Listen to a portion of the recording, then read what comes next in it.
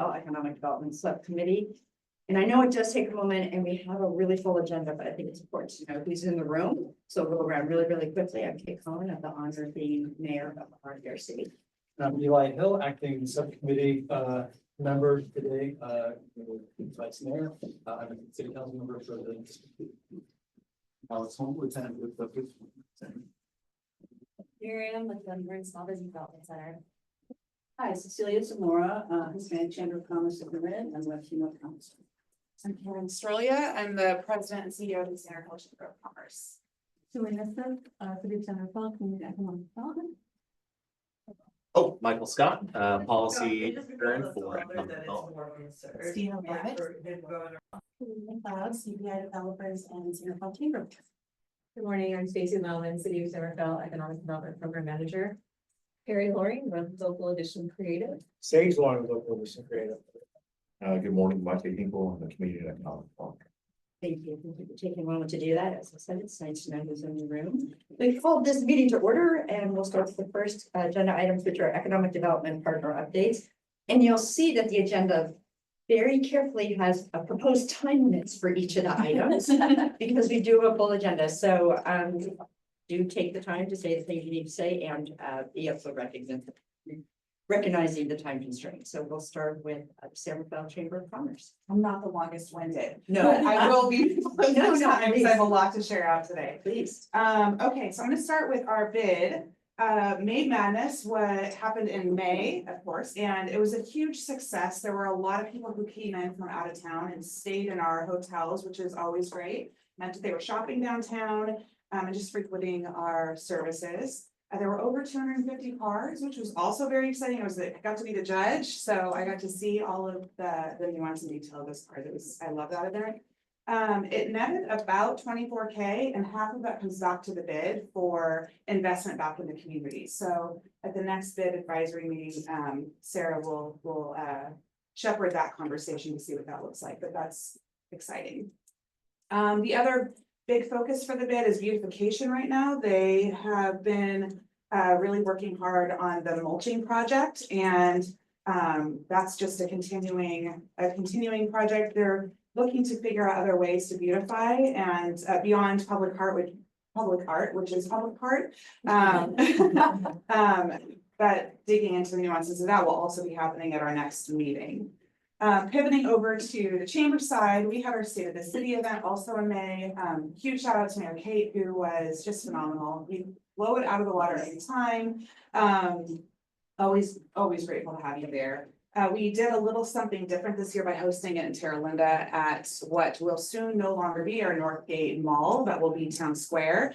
And the focus was to just lift up the space where there will be hope for housing soon. We did call it Terra Winda because the winds knocked all of our registration documents everywhere. So it was a party within a party for sure. And I need to give a shout out to the city because you all are a huge partner in that event every year as well. So we're just grateful. It's a huge collaboration and a lot of fun. We have live music, it's a dance party. People hadn't seen each other in a long time, so that was also great. Coming up, we've got a midday meetup, which is something new. It's a little bit of a spinoff from our chamber morning program. We realized our chamber morning program from 8 to 9 was only capturing a portion of our membership. So we're diversifying how we're providing opportunities for engagement. Midday meetups happen every other month. We're kind of doing it off cycle right now because as we know, there are some unprecedented impacts happening from our administration around documentation and undocumentation. And so we're hosting a training in partnership with Multicultural Center of Marin.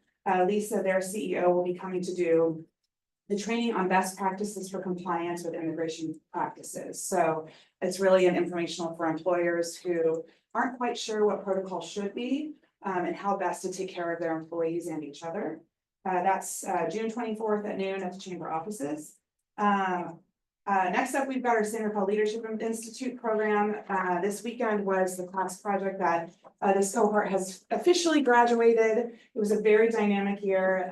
They hosted the San Rafael Vendor Market in partnership with Canal Alliance. And it was, I think the class was wanting greater attendance. However, for a pilot, it blew it out of the water. All of the vendors that were there had more success at that market than they had leading up to it with their businesses. So it's headed in the right direction. We're trying to figure out what we're gonna do next. I'm meeting with the Leadership Foundation at the end of the month to figure out how we can take that blueprint and really fold it into an ongoing opportunity for our new business owners. Talk about economic vitality. East Centerville Working Group, we had a meeting last week with Chief Spiller, and he is just, this city is so incredibly lucky to have his leadership in that space. I think the way he thinks about community is incredibly intentional. He gave us an update on fireworks safety, on what his staffing looks like. I know he had to really build his team out. He also talked about the drone that's coming to life soon. And so there's a lot of excitement. There were questions about that, and no real red flags from the group, which was great. People were more excited about having the additional eyes on the streets and support from that side. So it was a great meeting. We love having him. Our next meeting is in August, I believe it's the 5th, and we will have our very own Christina Lillich joining us. So we're excited to have her with us. Let's see, so economic forecast, the chamber hosted the economic forecast April 24th. And in that, I requested a lot of feedback from the guests who attended. And we got an amazing amount of feedback. And the hottest topic that's come out of that is about housing, which is, I'm sure, a huge shocker to this group. So I am actually looking to host a part 2 of that. I'm looking to do this in October. I'm calling it the economic focus, which is kind of a spin-off because it's going to be about the one topic. I have yet to figure out the details and nuances, but I'm putting a bug in everybody's ear about it. And we've got a list of items that we'll cover for the 2026 economic forecast. The county is excited to partner again on that event. And last but not least, because I'm almost out of breath, but not out of time, is a business survey. We sent that out in a recent newsletter. We posted it through our social media, and we'll be sending that information out again today. The purpose of that is really to understand how the chamber can help support our business community in partnership with the city and with any other supports that are available to us, like SBDC, the Latino Chamber, however we can really work together collaboratively to help support our business community. We've got preliminary results. I want to share those out. Some of the biggest areas that people are asking for the chamber to help with advocating on are downtown cleanliness, transportation, housing, and childcare. And none of these are new to us. So it's now digging into what does that actually look like and what are the actions that we can tie to that. So part of my work will be looking back at the city strategic plan that you all just approved. There's a lot of really beautiful work that's been put into that effort. And we'll go from there. And I think that wraps it up from the chamber side.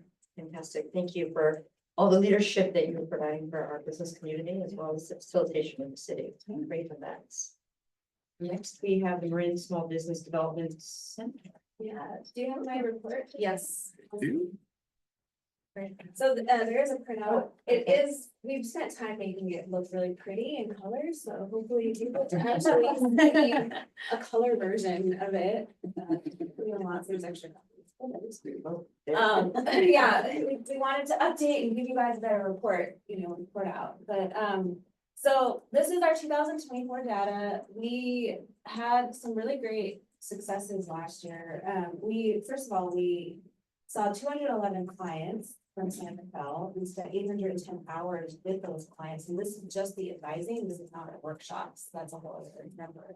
You can see the breakdown of minorities. We've increased the number of Spanish clients that we worked with. We've also increased the number of clients that we worked with overall. A lot of that is because of the partnership and funding we get and support. It's been really great. We have also seen an increase in low income numbers. So we've gotten better at tracking it over the years, and we're doing much better at getting more of that filled in. But we've seen an increase. I mean, this is the largest percentage I've seen in any area that we work with. And I don't know if I think that's partly just because of the economy and the growing. There's maybe less people earning as much money. Too. That's also interesting. We still see, about the same amount of existing pre-venture clients. we still want to increase the existing clients that we see, so, you know, our goal or our vision in the community is to really support more existing businesses and make sure that the existing business community knows that we're here to support them.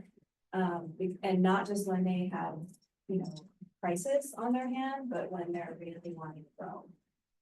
Because that's really our sweet spot, is to help them grow and figure out the next steps and make sure that they don't make the costly mistakes.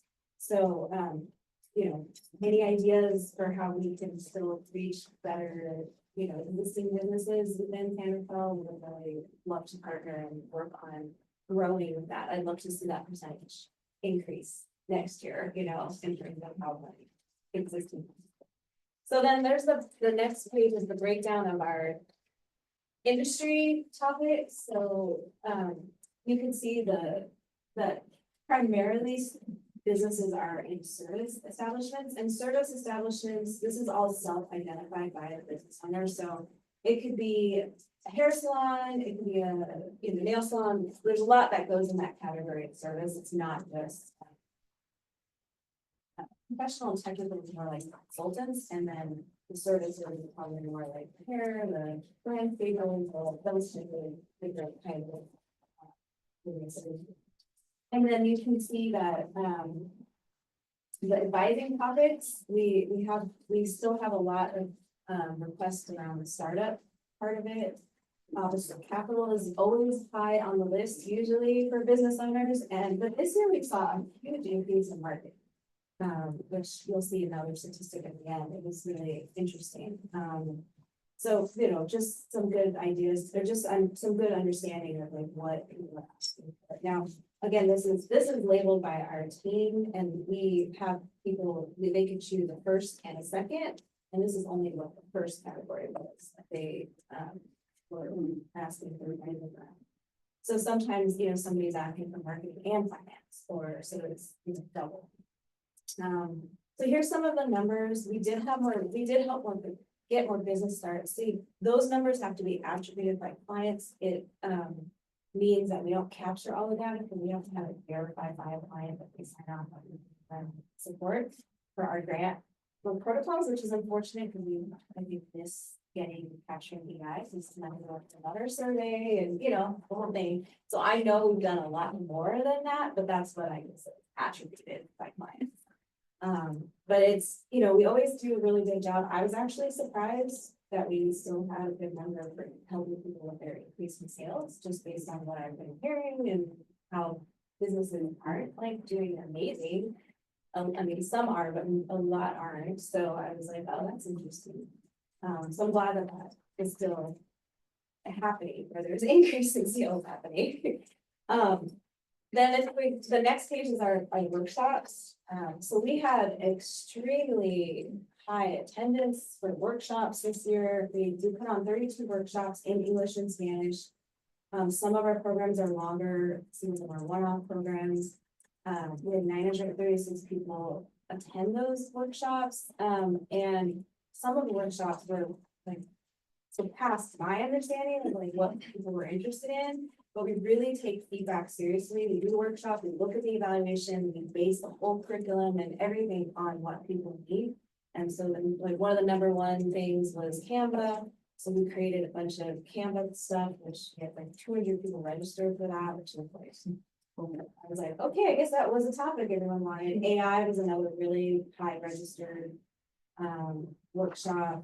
And then we did the new one, which was Get Noticed on Google, which we're trying to make sure that people, that's a really big piece in marketing these days, is to make sure that you're really visible on Google. And so that we've been doing different programs around that to really make sure that the local businesses know how to be seen, you know, and they might think they have done everything, but we need to research it. So we did a lot of really great programs. You know, we still have our Postrando Negotio program, which is in partnership with Canal Alliance. We've seen increased attendance, and we had some new success stories from that in terms of businesses getting started, which is really fun. We do a session women coming out of domestic violence situations, the Center for Domestic Peace. We also revamped our curriculum for the high school students, and I feel like we finally nailed it. It's a little challenging with high school students to keep their attention and everything, and so we've added a little pitch component to that, even though I wanted to do like an actual competition like thing, but they were like, no, we just want to keep it in the class. I was surprised, but they had fun with that. And then we do some programs with YMCA. And the other thing that you know, we're working on, which we have a presentation in the part here, this year, we're in our, you know, like one more class, we have a new program that we're doing, which is artist program, which we worked on with Stacy. And so I'll have more to report about that next time, but it's exciting. We did our first quarter, we have 57 applications, accepted 25 on class 7 out of 8 this time, so or 5 out of 6, excuse me. So it'll be fun all the time. So then we did a lot more programs in Spanish this year. We also did workshops for childcare providers, and we created a whole bunch of new programming in English as well. And we did for the first time, we tried out simultaneous translation, which actually I found in my network nobody is doing. So we had we did a workshop in English, and then we had a Spanish room simultaneously being translated. And then we've been playing with different models to try to see how to make it work best for everyone. And yeah, it's working. So we'll see. There'll be more there's a lot more that I've been working on. I'll put out next time, but it's. And then just some like highlights from our data on the next page is that, we had 14% increase in clients in San Rafael, 2-time increases in Spanish speaking clients, which was really interesting. 17% increase in their workshop attendance, and then an 83% increase in people needing marketing, which I thought was really interesting. It was like the highest sought after. It seemed like, even though the way it was tracked in our system wasn't showing that as much, when we looked at the comparison year to year, it was really high. And then here's some really great testimonials from the San Rafael clients, hiring their first 2 employees, was able to get, testimonials right there. So it's kind of fun to see the results, and how all of this work. And we wouldn't be able to make it happen if we didn't have this partnership and all the partnerships that we have with the community. It's awesome. I'm putting in a question. They get to hold on to them and write them down. No, thank you for that report out. And I think what's really telling is under your specialty training programs, just to your last point, those are all in partnership. And it just really underscores that no one does this work alone, that we're all intersected. So thank you.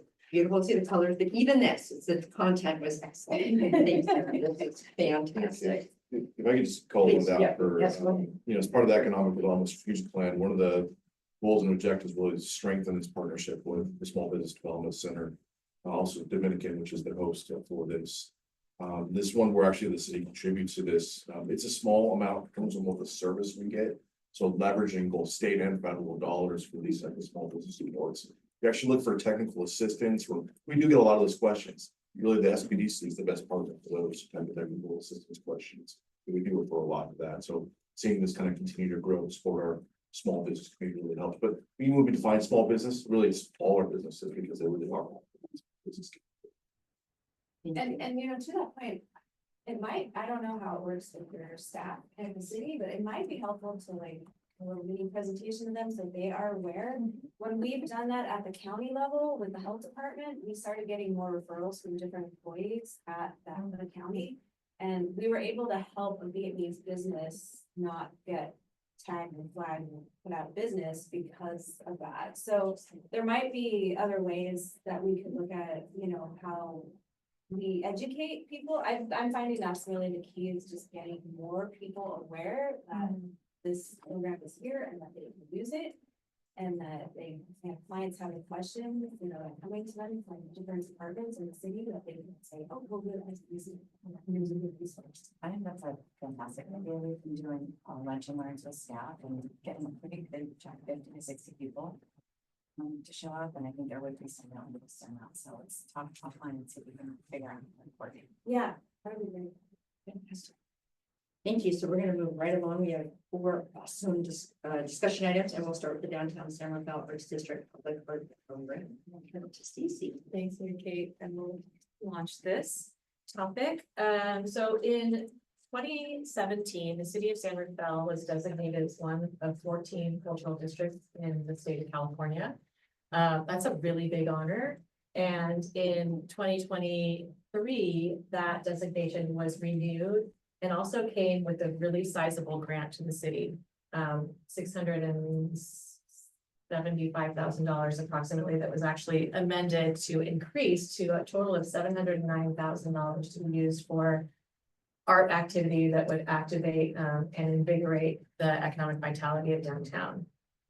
I'll go to the next slide. So the California Arts Council granted this money to the California Cultural District in downtown San Rafael, and the grant identified the city of San Rafael as the fiscal sponsor, and then these arts organizations as collaborators. So these 5 arts organizations, Youth and Arts, the San Rafael Downtown Business Improvement District, which is under the Chamber, Marin Society of Artists, California Film Institute, and Artworks Downtown.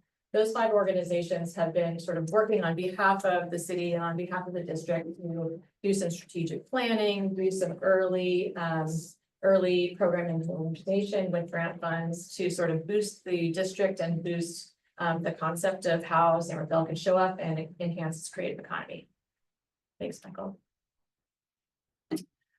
So that group has conceptualized a plan that we'd like the council to consider, which is a public art program. And the goals of the program would be to support economic development through creative placemaking, place public art on city property downtown, engage stakeholders in the concept of the downtown arts district and expand visibility, and of course, reflect the diversity and creativity of San Rafael. And San Rafael has this wonderful history of the creative economy. So the program implementation concept is that there would be potentially 5 public art pieces new to the city of San Rafael downtown. We've allocated a budget roughly of $250,000 to do that. About 50,000 of that would be program management, and then 200,000 would be program implementation. And then the Downtown San Rafael Arts District collaborators issued a request for proposals in January, and there was a competitive bid process. And we took in about 9 applications from interested consultant organizations that were looking to project manage this concept for the city. And through that process, that group selected Local Edition Creative as the most interesting and responsive organization to meet the needs of what we identified as some of the program goals here. So a little bit later in our presentation, I'm happy to introduce Terry and Sage Loring. They are the owners of Local Edition. They've been doing this work throughout the Bay Area, and they can speak to you a little bit further. So the Downtown Arts District is conceived as sort of mirroring the boundaries of the Downtown Precise Plan area. So that's the area that you see on the map here.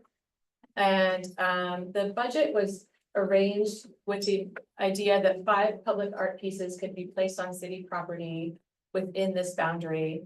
And city staff worked together interdepartmentally to identify feasible locations on city property within this boundary that could accommodate artworks within the grant period.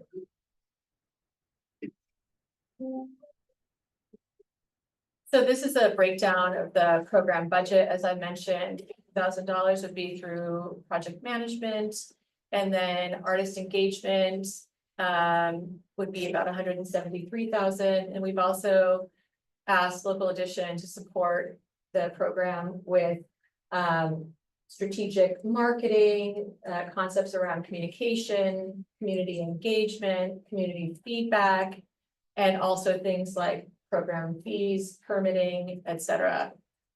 And when you look at the downtown Sarah Arts District budget below, you'll see that the public art program represents about 32% of the total grant. Some of the grant funds have been expended already to date, and then some of them are unprogrammed. The grant period ends in June 2026. So most of this work we're looking to do in the next 12 months.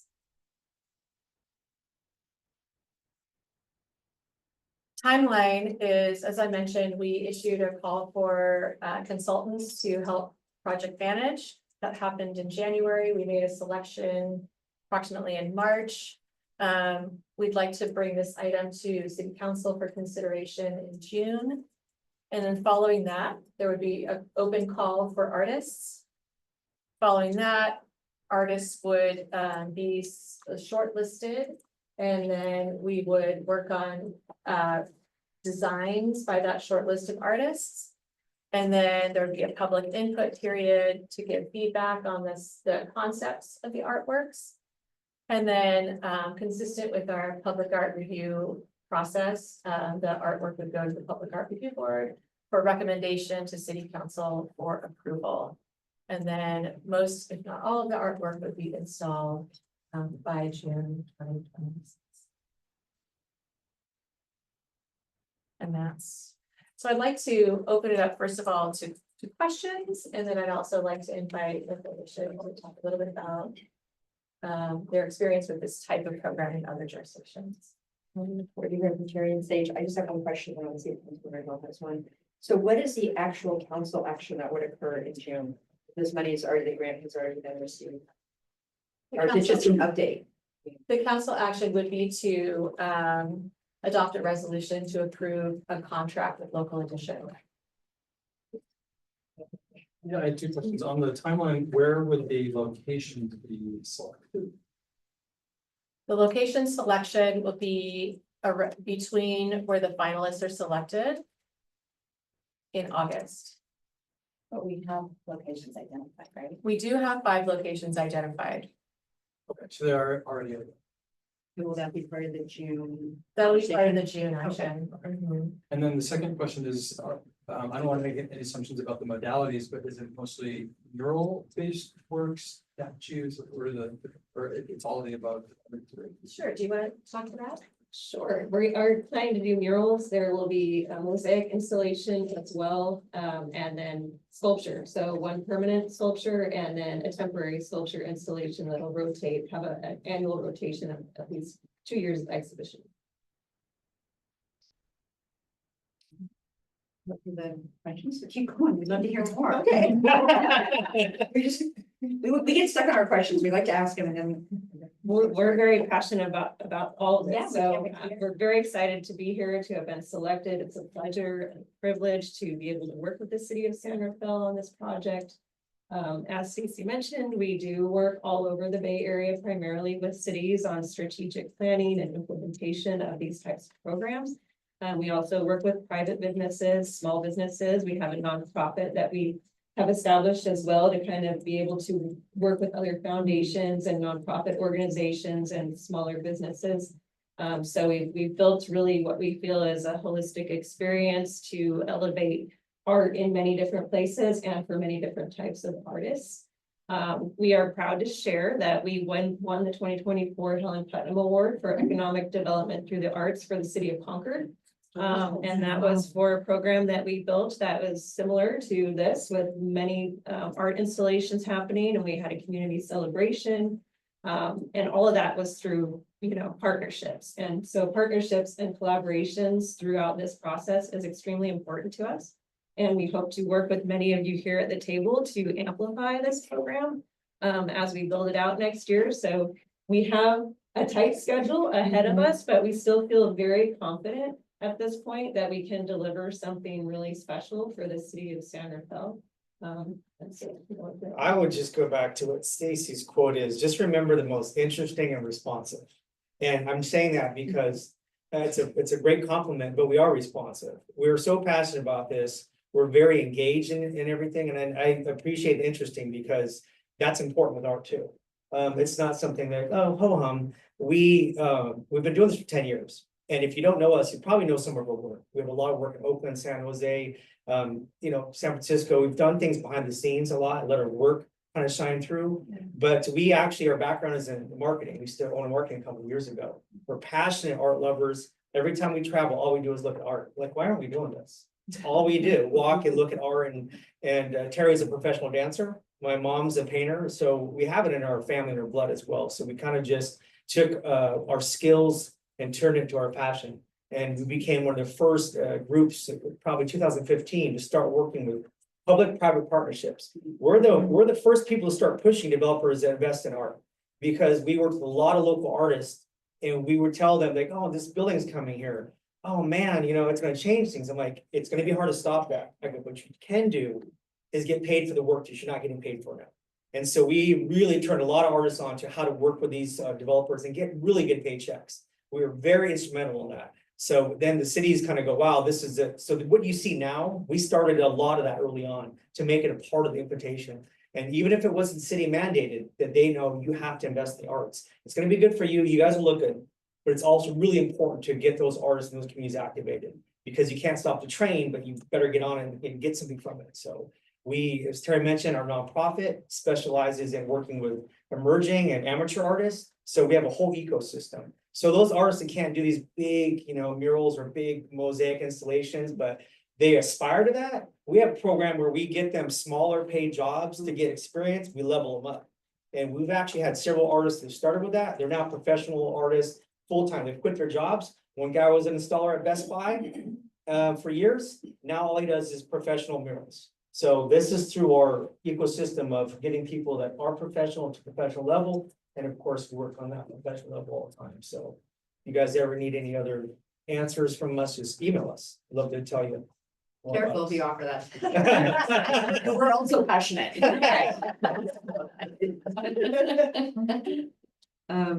I don't have any questions. I don't know if anyone, yeah, go ahead. Do you work like one-on-one with the businesses, or how do you work? I mean, I hear a lot about the city partnership, but in terms of business. Yeah. I was just curious. Well, okay, so Kaiser's a client of ours as well. So there's two things. Just to clarify, our nonprofit, that's completely volunteer. So that's our give back work. It makes sense. You think about tech companies that do nonprofit, you know, work for coding. We do that for art. So all the money their nonprofit gets goes into programming and paying out artists. So when we work with small businesses, we'll do a lot of pro bono. We'll basically give them some free art to help their businesses, their small businesses like succeed, and that art can really help. But with our professional local edition company, we work larger businesses one-on-one. So if it's you know, we prefer to work with cities because we like the idea of public art just being for everybody. That's our first priority. But we do have big business clients as well. And I'd say we have a lot of integrity. We've turned down business. A lot of business actually, where other people wouldn't do it, because like this feels like doesn't feel good to us, like who we are. It feels very contradictory to our mission. So we're not going to put a big, you know, mural here because we feel like that's not what we're trying to convey. So the integrity, that's important. But we work, one-on-one with mostly mid to big, large size businesses. And if it's a small business, it's our nonprofit, because usually small businesses don't have the budget. So that's where we can really work with them. Every year we give a free mural to another nonprofit or a business that's struggling. And that's something that's helped a lot of businesses through the years. They've told us like, wow, the marketing from it, the visibility of all that business being highlighted to the art's been important as well. So like I said, the ecosystem. Thank you. Any other questions? Yeah, go ahead. I'm curious about the name of your nonprofit. Is it just the work that's being done in that's tied to in name also local edition, or 333 Arts. you? Yeah, Okay. 333arts.org is our website. And did I answer your question? Was that? Community, collaboration, and creativity. Seemed like everything that we were doing came in threes, so that's the tagline that we use with it too. So yeah. It wasn't an intentional numerology, but like, hey, this sounds great. It seems like it works. It just, how about this? Yeah, I mean, people question us like, well, it's kind of a long story. It just kept coming up, and like, this seems like it fits. So we backed into it kind of. I think the other thing, it's not a question, I just wanted to add that I wanted to applaud the work that you all have done. I wasn't a part of the selection panel, but I saw the competition and it was stiff, but you all clearly stood out from the pack. So when I knew that the committee had selected you all, I was very Oh, excited. that's really, really So nice. really, That's really nice to Thomas hear. here. Yeah, Thank so you. I'm excited to see what you do in a very short window. I'm like, oh God, I feel nervous for you, but I think it's gonna be great. No, we got, Yeah, we got it. we got it. Let's say it's- It's all good. It really is just, it's the thing is the responsiveness from everybody, that's how it flows. When one person doesn't respond on a needed thing in any business endeavor, it's like holds up things. As long as everybody's communicating, we're good at what we do. We're fine. So as long as everybody else does the same thing, there's no problem. Thank you. Well, I'll just fill in terms of that, being responsive, the council has already been very clear that public art is a priority. We stood up the public art review committee, which was an endeavor in and of itself. And I don't want you to be scared by the city council approval bubble, Yeah. because, you know, art is always a holder, and I know I can speak for the entire council that we very much trust experts in the room as well as the community work that goes behind it. So the one project we approved was a love fest, just to be totally honest. So I'm hoping that we have that again in the winter. We recently adopted our 3-year goals and objectives, and out of that will be single-year work plans. And so it's already been recently demonstrated by the council that this is a priority. Christine, is there anything you want to add to that? I came up with a question. Yeah, go ahead, please. So I'm curious, since you've worked with so many of our local governments, one of the things that, and this speaks to city council approval. That's how we created the public art program and why we created the public art review board is that's they're the design professionals and art people that are really looking at kind of the curation and the art piece. So it's not like an approval where Mayor Kate's gonna say, I don't like that. I like piece of everything, art." but it's. okay. So we're not gonna put that there. It's not gonna, I'm just knowing Yeah. our council, it's not gonna be that kind of conversation. I think it's more celebratory. The question embedded in there is what's tricky about public property is this balance between like freedom of speech and not wanting to disrupt the creativity and the artist's vision for the art in any way. But the challenge is, and we dealt with this during the George Floyd days where we had a public art project up in Terralinda because there was a lot of controversy around community members putting up some stuff around Breonna Taylor, like this informal chalk art. And we had this real struggle of like, that's actually how we got to the public art review board was how do we reconcile, you know, and we had counter protests. We had folks coming out in favor of Trump and so there's this, you know, and there's a lot going on in our political climate. So I'm just curious how you've navigated that space and balance, because the only thing I can imagine that makes me a little bit nervous is that there would be some representation in the art that is politically divisive. And that would be a challenge for the council to navigate. So you understand that? The question, the Absolutely, balance yeah, there? and you probably have answered this better than I will, but my first thing I will say is that with public art, we tend to stay away from anything that is political or controversial. We do. But we still celebrate culture, and we very much, that's a big part of our portfolio is highlighting different culture. And just, you know, the community as a whole. So everything that we put up, that whole era, we did a lot of work in Oakland with that. And that was actually like, I see what you're saying. I think though too, it was a great time for people to be able to share what they were feeling because there was a lot of heightened emotion at that time. And a lot of that was done through temporary artwork. So, you know, it's just public art, surprisingly, is very political and everybody is looking at it, but you can't appease everyone, but we haven't come across these projects yet in cities where like we just did 7 murals, I think, in Concord in October. No complaints. At this point, we have 18 murals up, so we know how to approach the public art space and do it with intention and very thoughtful process. We don't, as Sage was saying, we don't come in and just blanket a community with what we want to see or what we want to try to put out there as messaging. Yeah, but and also to that point, we also don't just try to solicit everybody's opinion, because that's a fool's errand. It is subjective. You don't do design by committee, and you hire people for any job, like they know what they're doing, let them do this job. And that is being very cognizant to one of the best cities we work with is Concord, because they said, you guys just do it. we're not even, you guys do it, we're not even gonna weigh in, we believe in you, and the community was astounded. And the diverse body of our work, as Terry said, very cultural and very vibrant, but we stay away from real big political pieces, because it's just a headache. We work with artists, so we know art is subversive and it's a way for political action, it's important. We know all that, we started early on with graffiti artists, we know all this stuff, but there's a place for everything and set and setting, so you still have to be professional. We're not at the level where, you know, we can make these broad, you know, crazy avant-garde statements and go, oh, it's arts and it helps me. We're not trying to do that. We're trying to help a whole community. And to help a whole community, you can put beautiful artwork and it doesn't have to be antagonistic at all. Because all that does, though, the thing too on that level is it just continues to clash. As you said, the problem with that is you get both people out there and start in a confrontation. If you put really cool, beautiful art, and it can be interesting, it can be even weird, but that we've seen all sides come in. We've been in weird situations where two different sides are staring at a piece of artwork and they're just talking about the artwork. Very different political viewpoints, because this is serendipitous. We're out there all the time. When we work in cities, we don't just leave the city. We have all the contacts and businesses we work with. They still call us. They ask us, you know, one of our artworks had a car crash into the wall, because that happens. We help them repair things and all that stuff. So conversations go on. So when we see things out in the wild, we see that, oh, when you just put a piece of art there, you will get different people in a conversation, cross-generational, multiracial, everything. And that art can be a grounding factor. And they won't maybe talk about the politics and this, they'll talk about the city, what's good for all of us.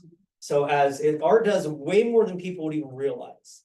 Very healing, that project we did in Orlando was exactly that, like bringing the community together and getting to talk and listen to each other, and it was beautiful. I'm so thrilled with everything you just said. It makes me feel really like we're in great hands. I want to just tell you this example, because you'll love it. Guy out there, cowboy hat on, big America, big MAGA thing, and a young Latino all tatted up in his face, just completely like, you know, so they're sitting at that wall talking about the art, completely like but we were there at a time to witness it where we caught the early on conversation, and the conversation went right into, they kind of were looking at each other. They're like, are you one of these people that do all the graffiti?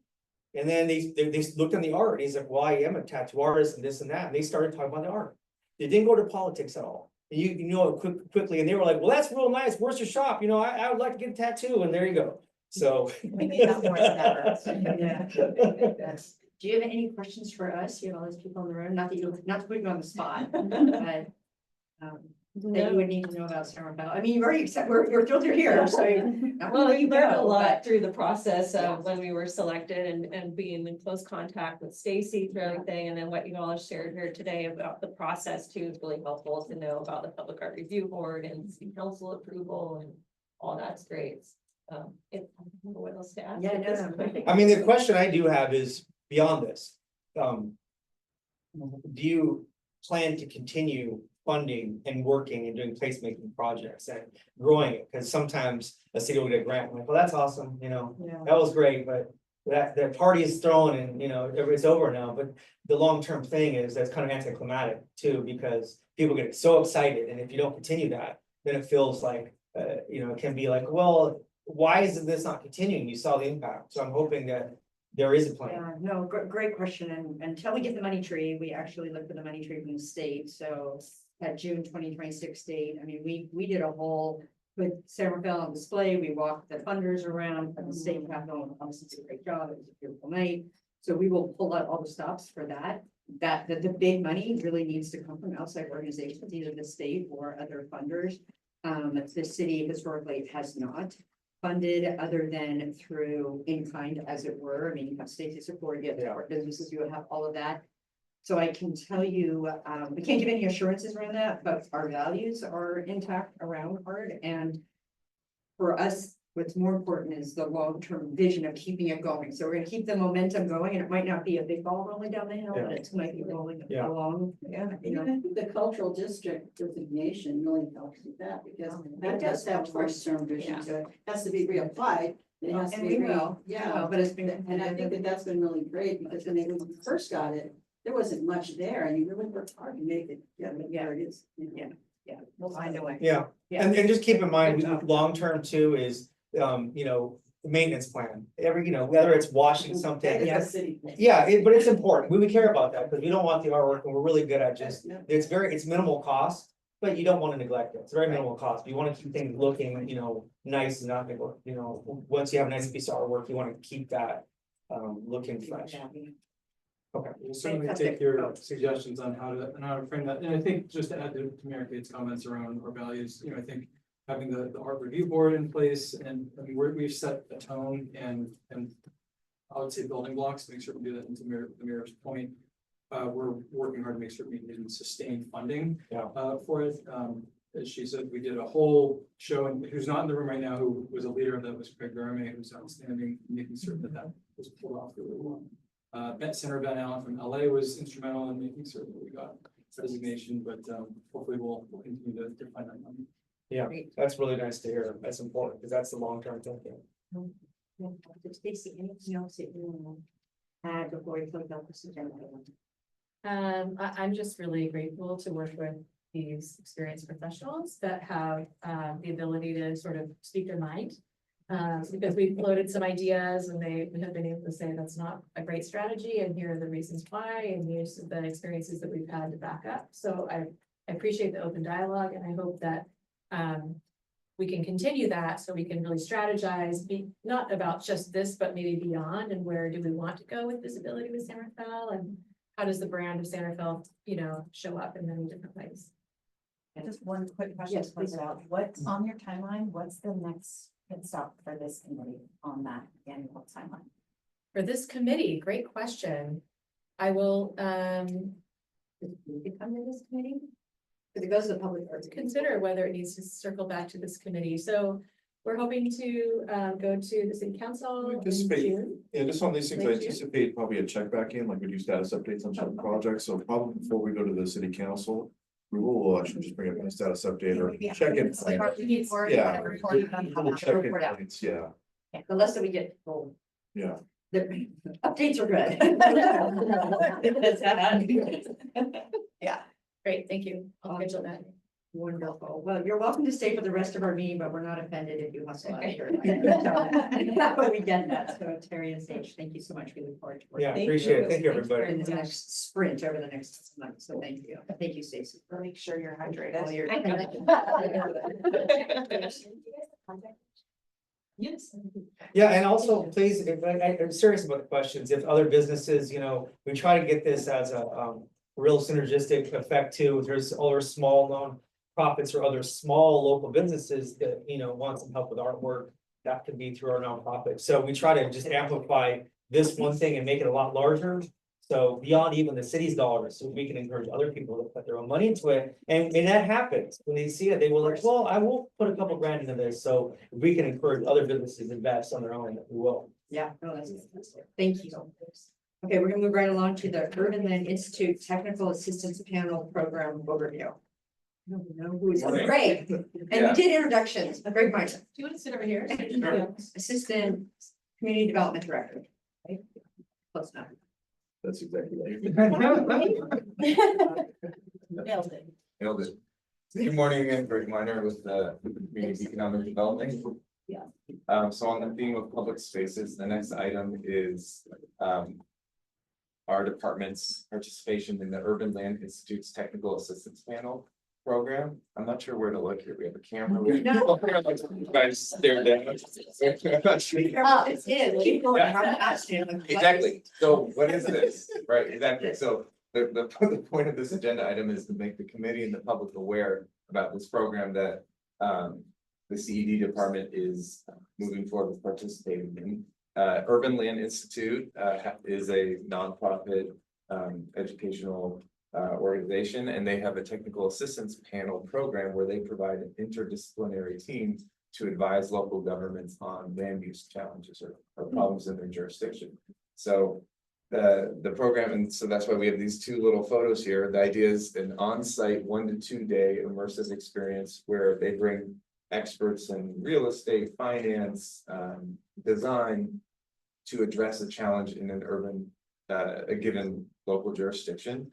And then dig deep into the problem over the course of those 1 to 2 days, and then from that produce an oral presentation to the public, and then followed up with a written report.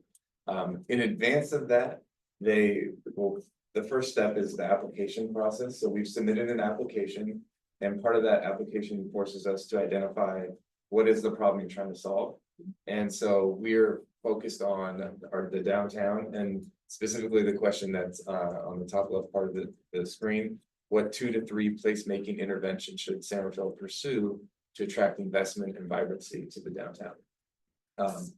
Our predecessors in CED, or community development before it was CED, did a great job in developing the downtown precise plan and the general plan. We're starting to see a lot of development projects come through the pipeline, but some of the actual construction and the fruit of those projects, we won't see for several years. So in the interim, what are some specific interventions that we can put in place to keep the momentum moving forward?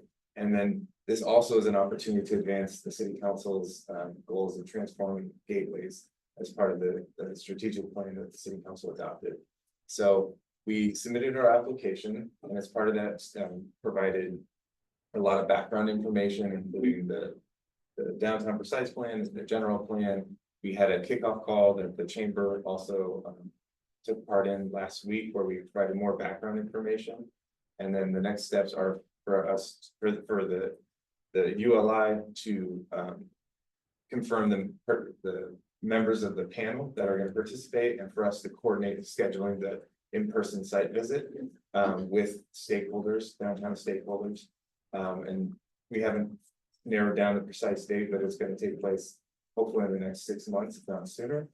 And then and move forward. And also as part of that preparation process, to provide them with a comprehensive briefing book that gives them all the relevant background information they need to know. So we just want to make the subcommittee and the public aware, hear any questions or suggestions you may have. And that's all I have for the presentation. The funding on it, or is there costs associated with hiring? There is, it depends on whether it's more expensive if it's a 2-day panel versus 1-day panel, because you have to cover the cost of the panelists. It's in the range of $20,000 to $30,000. We have funding in our economic development division's budget to cover those costs, but it doesn't do the. Yeah, and so really I've worked with ULI before in the communities. And I found this technical advisory panel is a really good development tool for something very specific. And really the most important part of this is engagement. The stakeholder interviews that they conduct, along with the 2-day work session, really is kind of focused on to really get that engagement. Now, when we did the downtown precise plan and the general plan, it was a large scale committee. What we really found is it did establish a vision of the downtown would be, the community would be over time. The real struggle we've had, particularly when we started to look at our downtown property owners, businesses, we've been such a disconnect on really how to implement that vision, or how do we get there?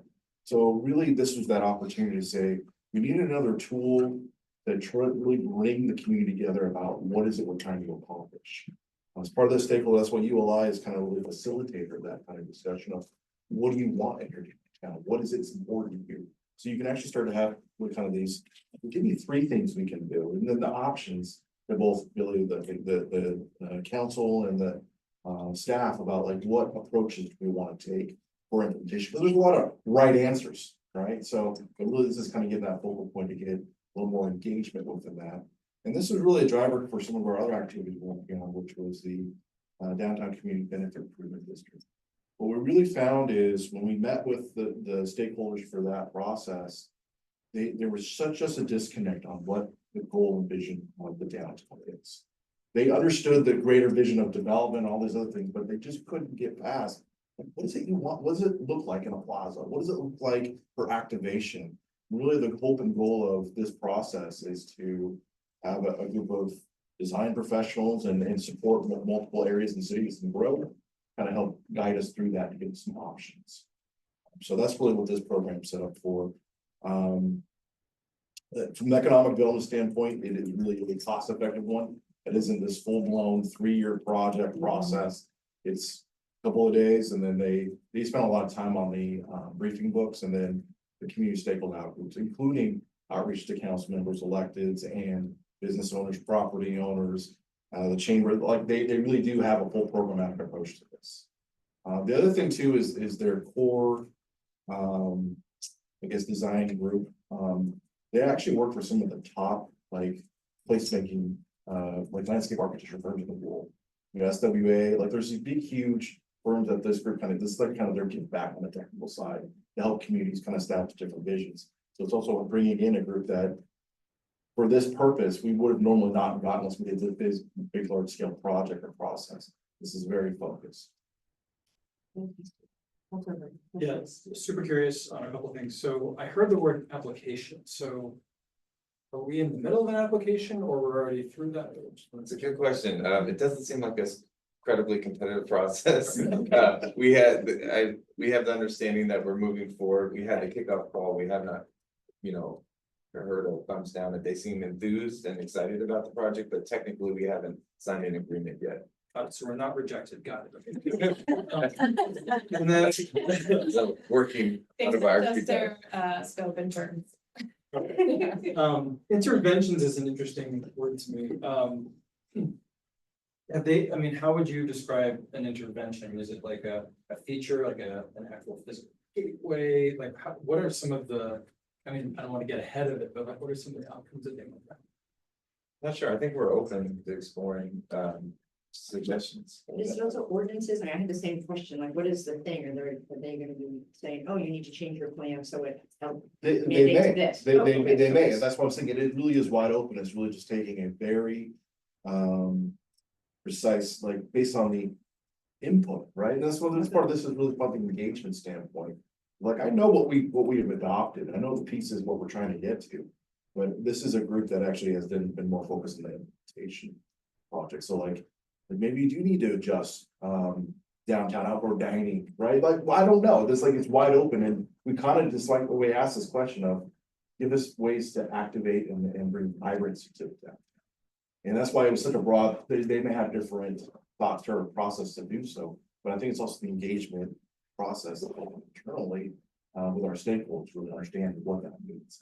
And also what's feasible, so. Yeah, and the feasibility one is what comes to my mind, because we can come up with a wish list of things that are very massive, and then there's one, so I guess my hope is on the deliverable, is there something where they can work with us on like a weighted prioritization based on feasibility in 1 year, timeline, 3 and 5 years, etc. Just super curious how we can activate it quickly.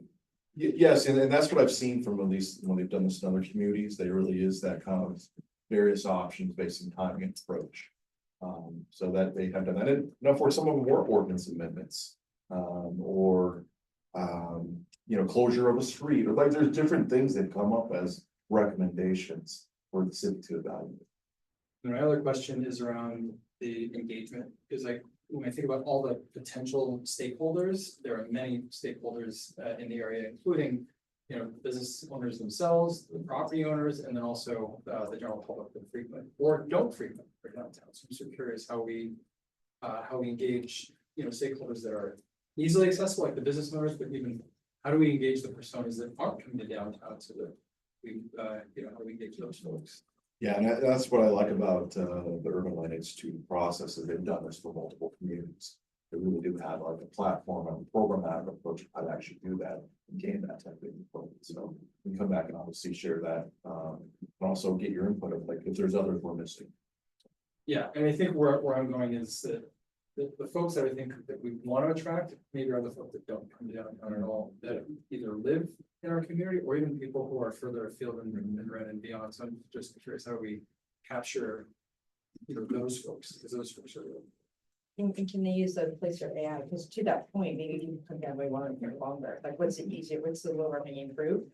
As opposed to having someone come here for 10 minutes, I'm here for 2 hours versus trying to get someone here at all. So will they have access to our Placer AI data? Yeah. They will, okay. That's really the kind of the briefing principle Okay. pieces that we have, we can offer, so. And I will say the leads from our Urban Land Institute, we're really excited to take a look at, they haven't done anything in Marin. This is the opportunity to really take, the general standard bill and move forward. Where are they based? They're based in San Francisco. Oh, there.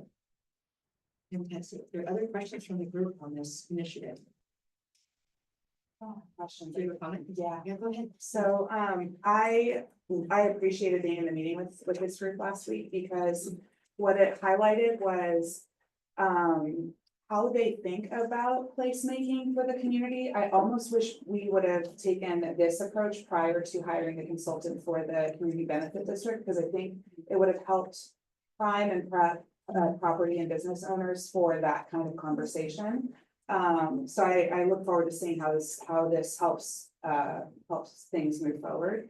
I also was curious about the organization and like what is their strategy and how does it work, and connected with the city manager in Petaluma, who's used them both for Petaluma, and that's a booming community, but also in San Jose. So and rave reviews across the board with their process and how they really can customize their impact for each community. So I'm excited to have this group come to San Rafael.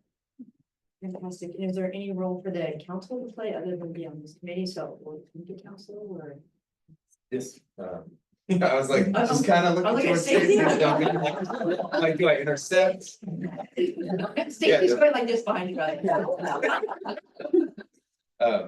Yes, so I think there's opportunity, in preparation, like maybe, vetting stakeholder lists as well as participating in that in-person 1 to 2 day panel, and then the presentation will be to the council. So that's part of what we need to coordinate is availability and public meeting schedule. Fantastic. Very exciting. Thank you for bringing this tool. We've been working really hard. Yeah, well, we know that. We know that. It's nice to daylighting and things you've been working hard on.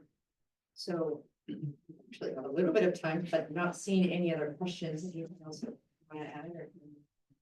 Okay. Just appreciate the comments and suggestions. Highlighted some great suggestions. Okay, thank you. The next is special events permit transition update. It's the little things that mean so much.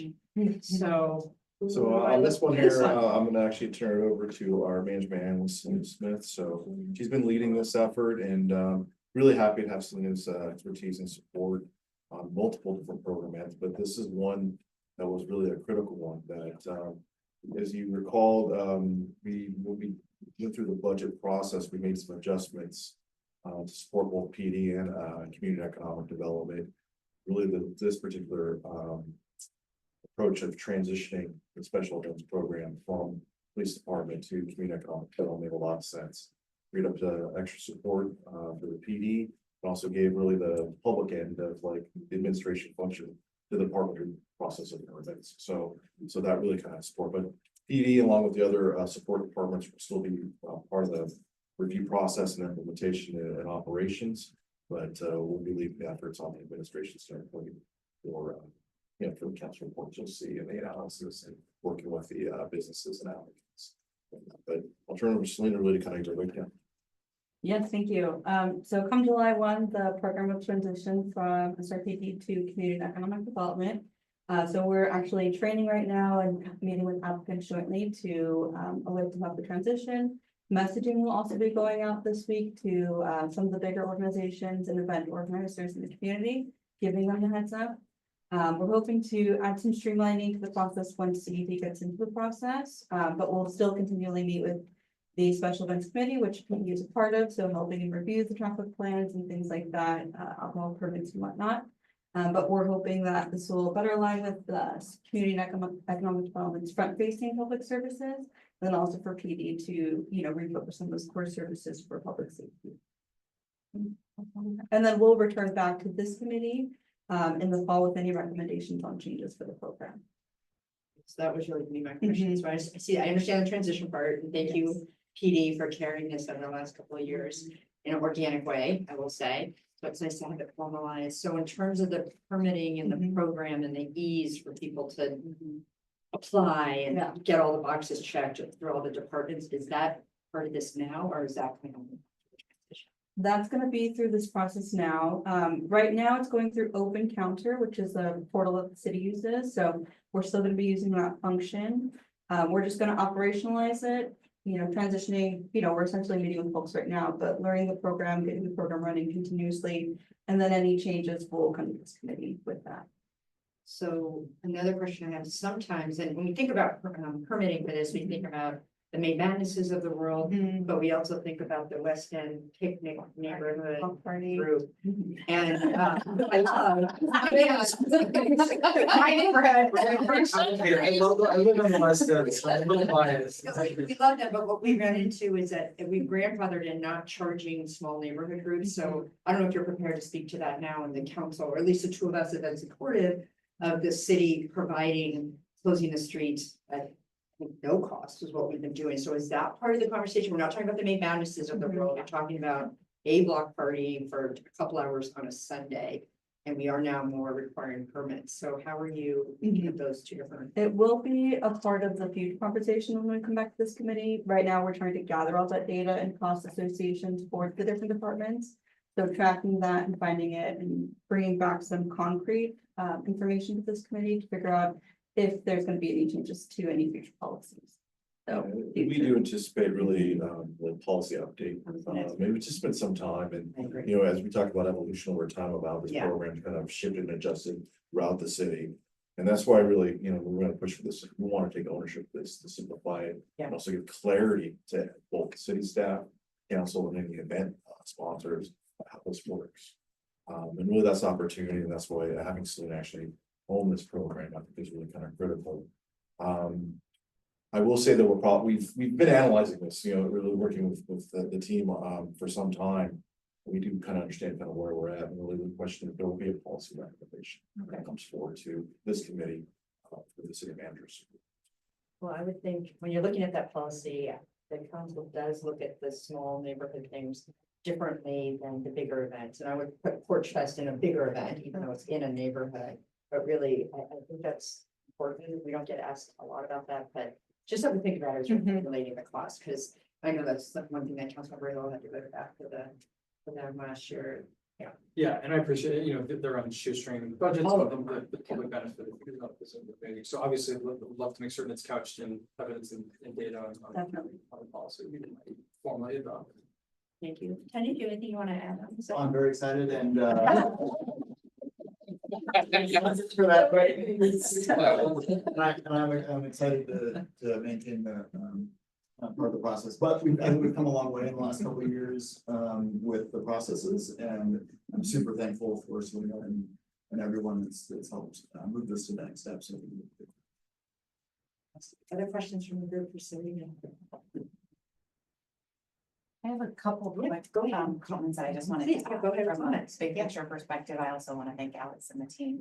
They really, it's been a lot for them to carry for the last couple of years, and we've been talking about this for a long time. And so I just really appreciate all that you've done to get us to this point and partner with Selena and CED. I also want to thank Micah for his leadership around this. He's got a lot on his plate, and he said, I'll take this because it belongs in CED. And I think working on this process, I've had a chance to look at some of Selena's draft work, and it's incredibly impressive. And it's exactly like, if you look at our new strategic plan and the focus of the city is this high functioning government piece is so critical to our partners, and having like businesses and the partners that are putting on these events that really bring Summerfeld to life, to give them a sense of like, we are here to support you. We're not here to regulate you, and balancing cost recovery, which is a big goal for the council as well. So how do we look at those two things differently? There's some creative ideas around sponsorship.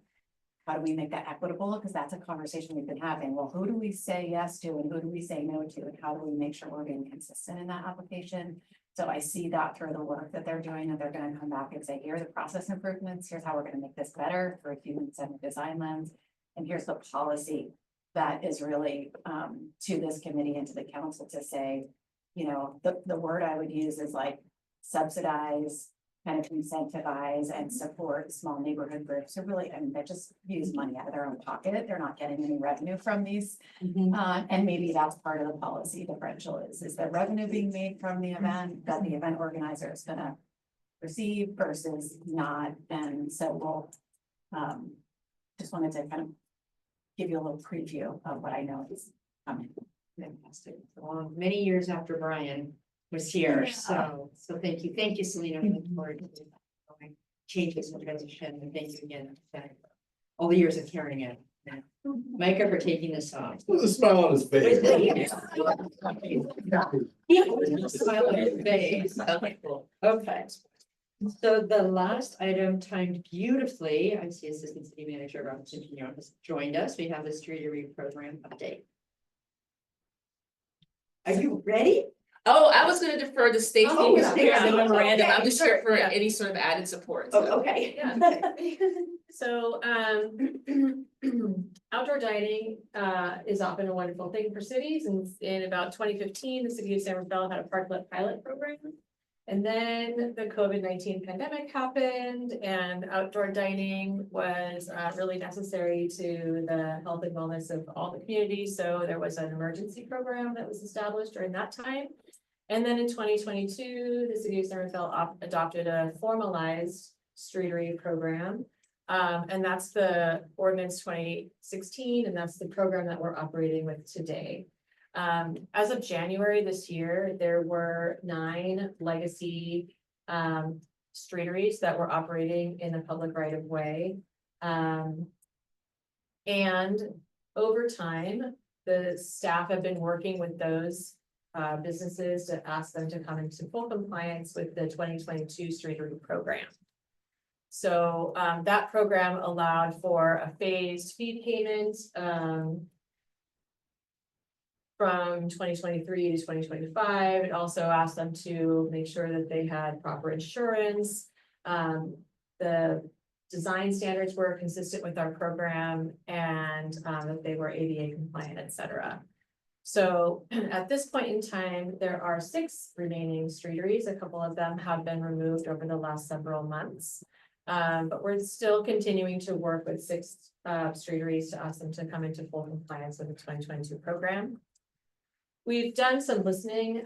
Mayor Kate, you did a listening session with streetery operators a couple months ago, and consistent with what we found with conversations with operators over time, the major barriers to compliance, in addition to some, coming up to standards with a legacy structure to new standards, people really felt like the fees were onerous to businesses, and that the upfront cost in particular was very hard nut to swallow to come into compliance with the program, pay an application fee, pay a deposit, pay the licensing fee for the stalls, the parking stalls. And so staff is recommending that we look at modifications to the master fee schedule to support compliance with the program, and also invite new operators to participate in outdoor dining.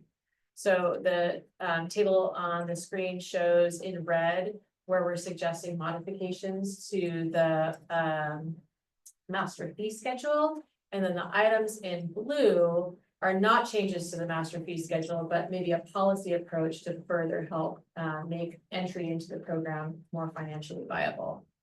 So there is also a similar outdoor dining program that is for folks that want to license the sidewalk to have like cafe style seating. So we're suggesting that the application fee for the streetery program is in alignment with the application fee for the sidewalk dining program. So we would reduce that that one-time application fee to $1,758.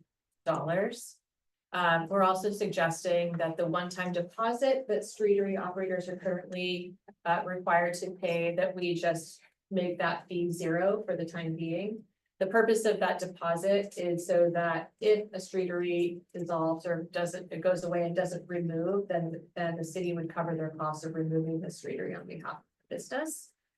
I think we can absorb that cost or enforce removal of streeteries when the business were to go out of business. We are not proposing any change to the annual streetery fee for the parking space, which is currently at $3,685. However, the council may choose to adopt a policy to, similar to these 2 years of the streeter program, there's been a like a titrated or like a phased in approach to that fee. So maybe give as an economic development incentive a 50% reduction of that fee for a 2-year period, for example, that would help folks get into the program.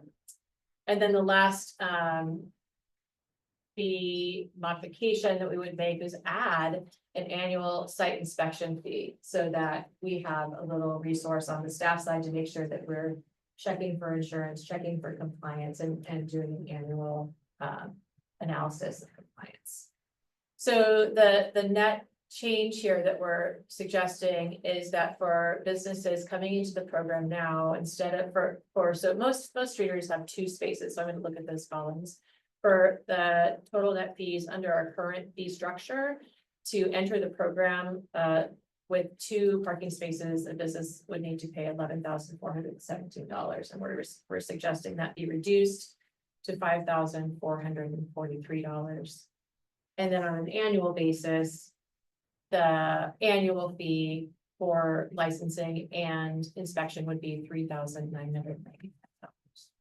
I've done a little cursory research with other jurisdictions. This is not out of line with what's happening in San Francisco and not out of line with what's happening in the town of Port Madera. Thank you. Thank you so much for taking the input from the folks that have streeteries as well as from the council. As it worked through the economic development subcommittee, you had said, so on the reduction to economic development, so that in blue, said the blue numbers, you said come to the council as a policy. So tell me more about that, because I mean, I'm super supportive of what Council Member Hill said, but I'm just looking at the bottom line number, and I appreciate the creativity and looking carefully to have that bottom line number, because that's what the business owners just gonna look at, the bottom line number. But when I hear it needs to go to the council, I don't want to be like, oh, this is gonna come. And what happens 18 months later. So can you speak to the policy that gets to that blue numbers? Yes, so to reduce, for example, the one-time deposit and to reduce the application fee. Yeah. We're recommending that we come to the council with a master fee update. Even though we just approved that. We just approved that, and we recognize the timing of this stuff because this really happened in real time, because we already had the master fee schedule in the works.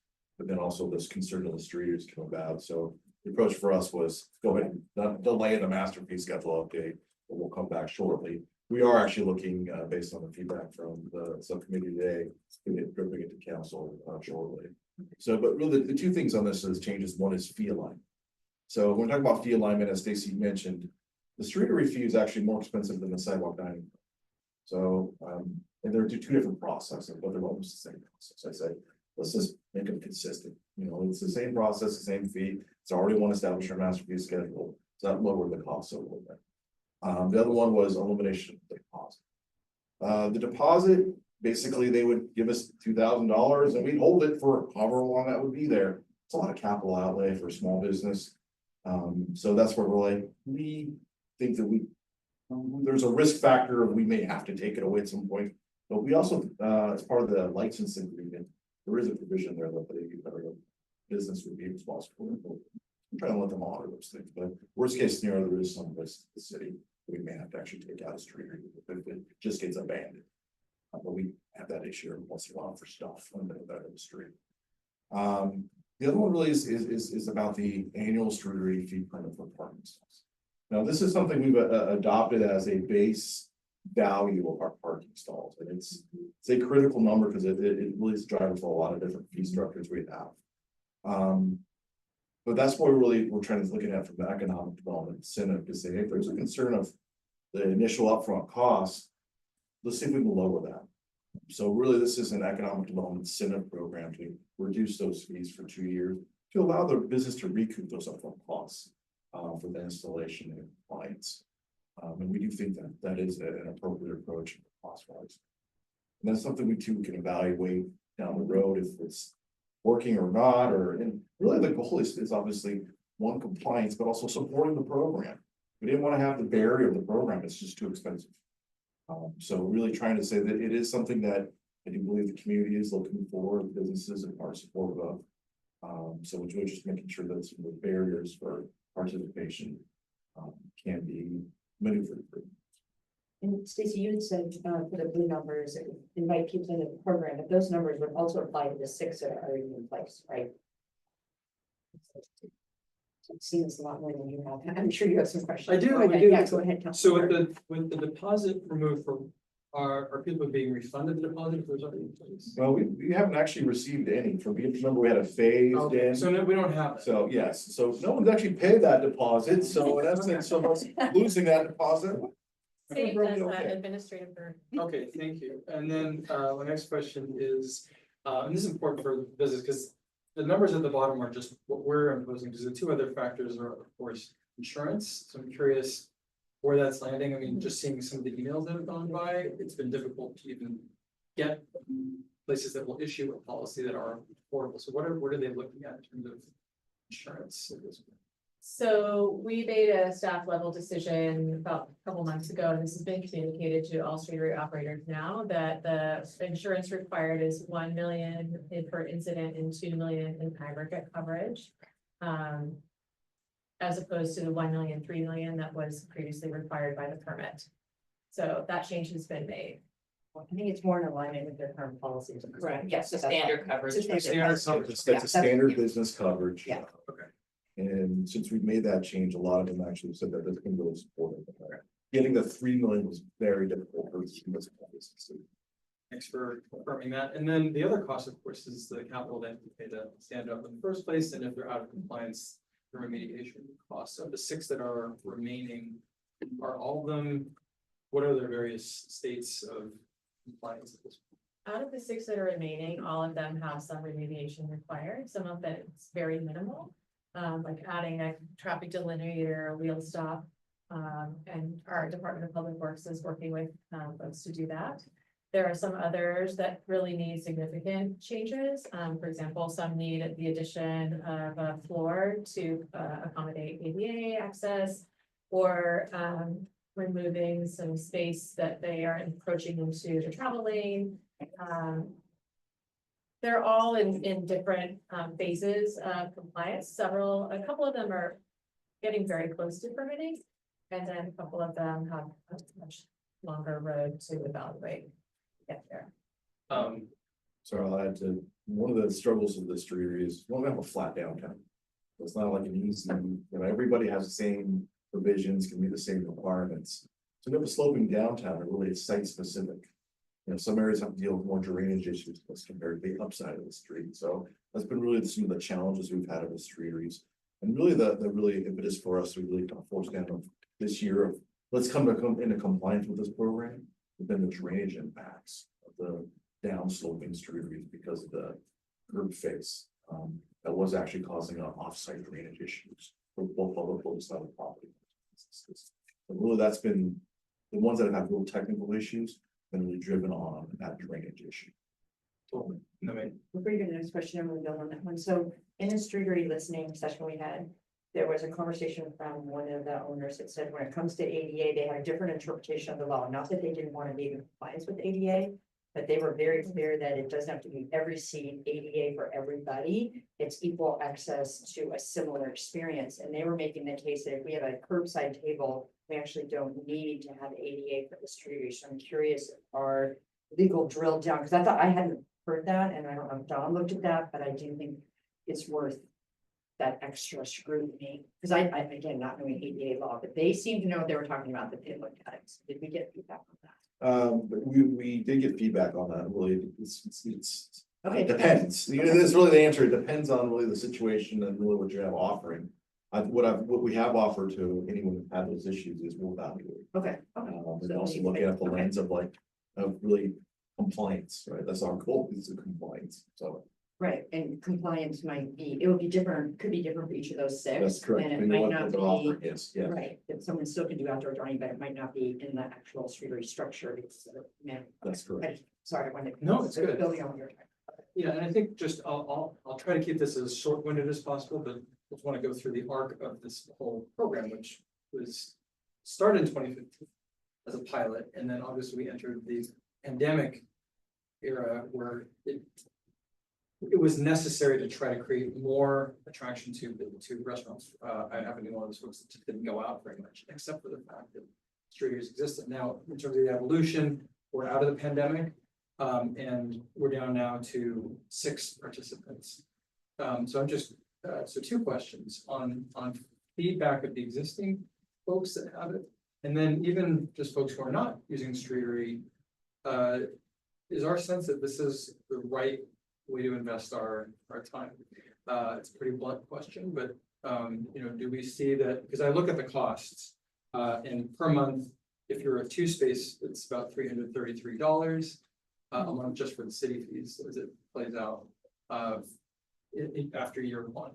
So I'm curious, is this right size? Is this gonna help businesses who want it? And I think it's mostly likely to be, restaurant and drinking establishments.